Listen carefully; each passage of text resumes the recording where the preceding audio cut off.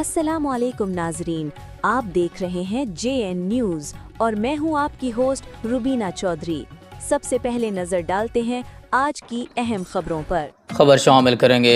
JN news के नुमाइंदे ज़हीर अहमद कोलाची की रिपोर्ट के मुताबिक यौम मज़दूर के मौके पर कराची कैंट रेलवे स्टेशन पर कुल्ली मज़दूर शदीद गर्मी में मेहनत करते दिखाई दिए, जबकि अफसरान आराम करते रहे। यकम मई को जहां मुल्क भर में मज़दूरों के हुकूक के दावे किए गए, वहीं कराची कैंट का मंजर अंदामों के बरक्स नजर आया।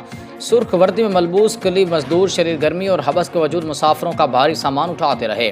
कराची कैंट स्टेशन पर रोजाना सैकड़ों मुसाफिरों को बोझ उन्हीं मेहनत कशों के कंधों पर होता है। यह मजदूर के दिन भी इन मजदूरों को ना छुट्टी मिली, ना आराम और ना ही कोई खुसूसी सहूलत दी गई।